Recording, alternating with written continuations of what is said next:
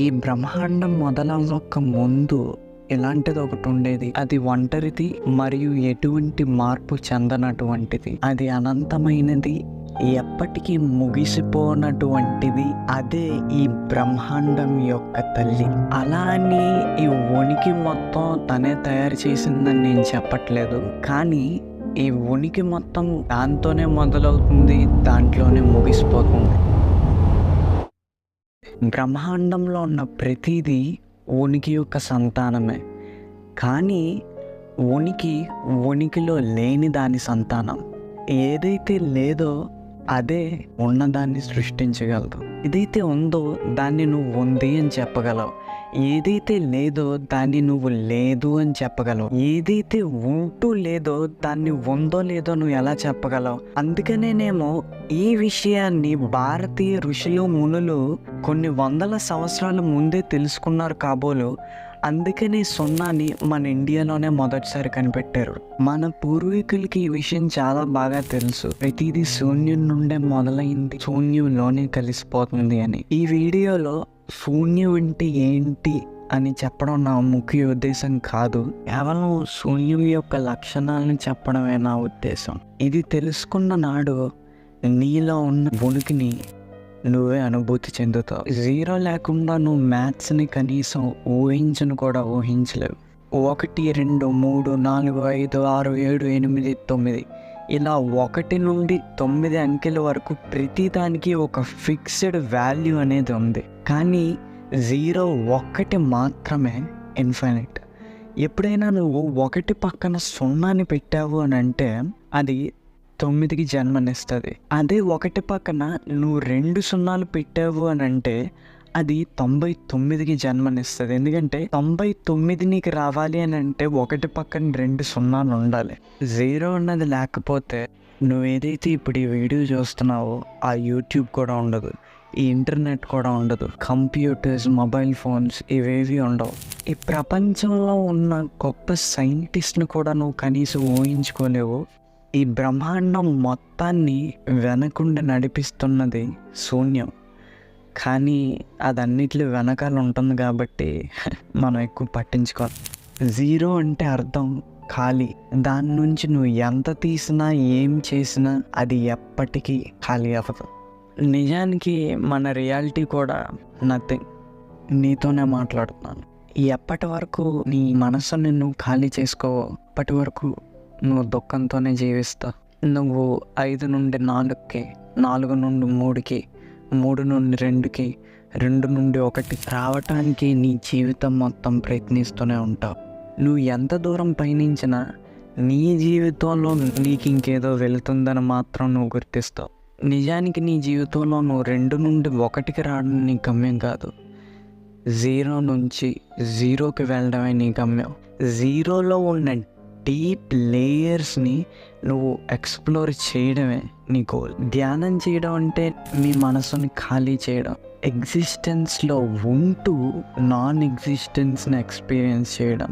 నీ జీవితంలో నువ్వు అనుకునే ప్రతీది నువ్వు సాధించిన డబ్బు, బంగారం, ఇల్లు ఉన్న ఆ జీవితం కంప్లీట్ అవ్వలేదు అన్న ఒక భావన మాత్రం నీలో ఖచ్చితంగా ఉంటుంది.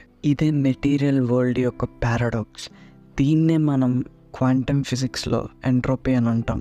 నువ్వు ఏదైతే లేదా ఎన్నైతే విషయాల్ని, వస్తువుల్ని కలెక్ట్ చేస్తావో, ఎంత నువ్వు సాధిస్తావో అంతే నీలో వెలితి పెరుగుతూ ఉంటుంది. ఇలా ఈ ఇన్నర్ వాయిస్ ఉంటుందో అది నీకు ఎప్పుడూ గుర్తు చేస్తూనే ఉంటుంది యు ఆర్ నథింగ్ అని.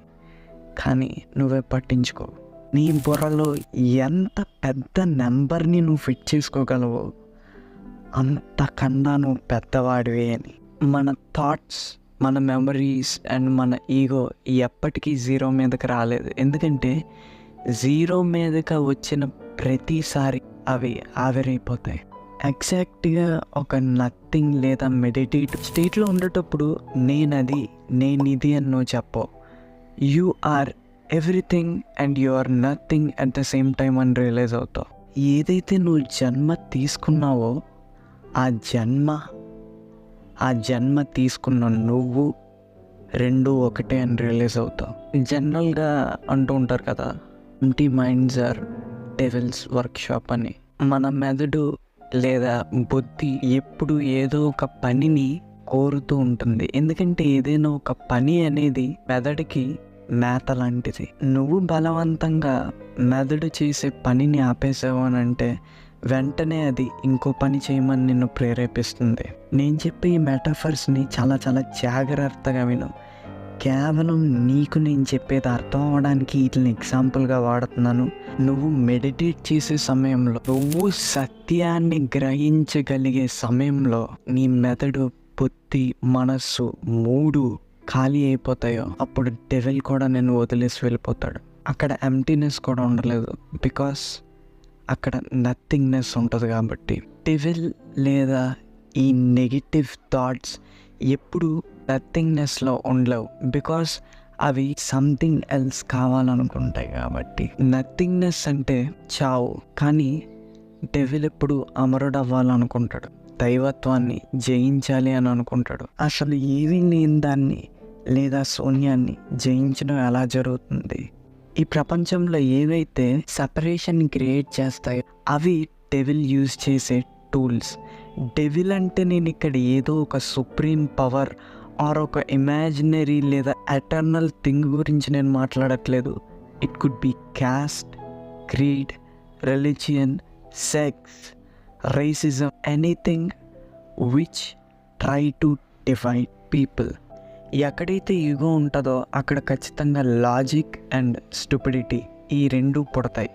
కానీ నువ్వు లాజికల్గా ఆలోచిస్తున్నావా లేదా స్టూపిడిటీతో ఆలోచిస్తున్నావా అన్నదానికి ఒక వెంట్రుకు వాసి తేడా మాత్రమే ఉంటుంది. నువ్వు ఎంతైతే ఈ విషయం గురించి ఆలోచించి ఎంత తెలుసుకోవాలి అని నువ్వు ప్రయత్నిస్తావో జీరో నుంచి నువ్వు అంతే దూరంగా వెళ్ళిపోతావు. ఇప్పటి వరకు నువ్వు కలెక్ట్ చేసుకున్న మెమరీస్, నాలెడ్జ్, ఫిలాసఫీ, ఐడియాలజీ వీటన్నిటిని నీ ఈగో అన్న బుట్టలో వేసి మూట కట్టి ఒక్కసారి బయటికి విసిరి చూడు. ఎందుకంటే నాకు అన్నీ తెలుసు అని అనుకునే వ్యక్తికి నువ్వు ఏమీ చెప్పలేవు, కానీ నాకు ఏం తెలీదు అని అనుకున్న వ్యక్తికి నువ్వు ఏమైనా చెప్పగలవు. Because his mind is filled with nothingness but not with something else. Bruce Lee చెప్పినట్టుగా అసలు నువ్వు చీకటిలోనే నడుస్తున్నావు అని నీకు తెలియకపోతే నీకు వెలుగు కావాలని కూడా తెలియదు. ఫస్ట్ ఆఫ్ ఆల్ నువ్వు చీకటిలో నడుస్తున్నావు అని నువ్వు గుర్తించు, దాని తర్వాత నువ్వు వెలుగులోకి వెళ్ళాలని ఆలోచించు. అసలు నాలెడ్జ్ అనేది ఈ ప్రపంచంలో ఎగ్జిస్ట్ అయ్యలేదు, బికాస్ నాలెడ్జ్ అనేది సత్యం యొక్క నీడ మాత్రమే. ఎందుకంటే నువ్వు ఏ జ్ఞానాన్ని అయితే చెప్పగలవో నిజానికి అది అజ్ఞానం. You are not somebody or nobody, you are nobodiness. You are not full nor you are not empty, you are just emptiness. You are not zero, you are absolute zeroness. అసలు సత్యాన్ని మాటల్లోనే చెప్పలేం. ఏదైనా ఒక వ్యక్తి మీకు సత్యాన్ని బోధిస్తాను అన్నాడంటే హీ ఈజ్ లయర్. ట్రూత్ అనేది just like a water, formless, shapeless, like water. Now you put water into a cup, it becomes the cup. ఎగ్జాక్ట్గా ట్రూత్ కూడా అంతే. ఎవరైనా ఒక వ్యక్తి సత్యాన్ని బోధిస్తాను లేదా సత్యాన్ని చెప్తాను అని చెప్తున్నాడు అని అంటే ఆ వ్యక్తి తనకున్న ఇంటెలిజెన్స్తో సత్యాన్ని లిమిట్ లేదా దానికంటూ ఒక ఆకారాన్ని ఇచ్చేస్తాడు.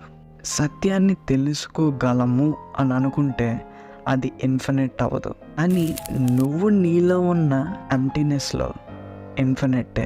ఒకవేళ నువ్వు సత్యాన్ని తెలుసుకోవాలి అని అనుకున్నావు అనుకో, లేదా తెలుసుకున్న దాన్ని ఇంకొకరికి ఎక్స్ప్లెయిన్ చేయాలి అని అనుకున్నావు అనుకో, నువ్వు సత్యాన్ని రెండుగా విడదీసేస్తావు, the knower and the known.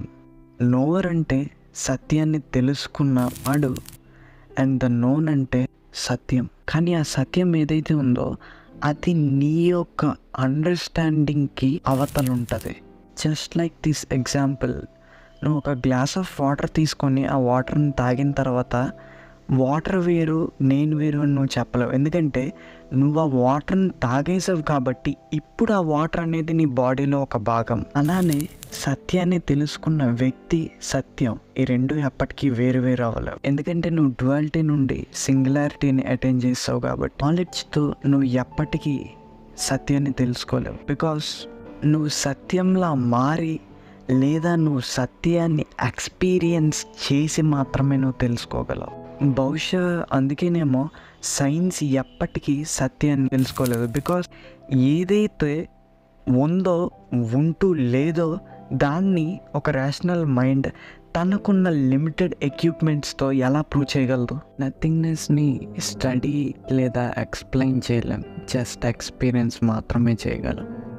ఇల్లుని ఇటుకలతోనే కడతాం, ఆ ఇల్లు బాగుందా బాగాలేదా అని ఆ ఇటుకలు చూసే మాట్లాడతాం. కానీ మనం ఉండేది ఆ ఇటుకల్లో కాదు, అది క్రియేట్ చేసిన నథింగ్నెస్లో. నథింగ్నెస్కి పెద్ద చిన్న క్వాలిటీ ఇలాంటివి ఉండవు. నిజానికి నువ్వు ఒక మనిషిని చూస్తున్నావు అని అంటే నువ్వు ఆ మనిషిలో ఉన్న పై గోడలను మాత్రమే చూస్తున్నావు. కానీ ఒక్కసారి నువ్వు ఆ మనిషిని చూసేటప్పుడు లోపల ఎవరున్నారు లేదా లోపల ఏముంది అని క్వశ్చన్ చేస్తే నీకు వచ్చే ఆన్సర్ నథింగ్నెస్. దైవం లేదా దైవత్వం ఎక్కడో ఎప్పుడో దొరికేది కాదు, లేకపోతే నువ్వు పుస్తకాల్లో వెతికేది కాదు.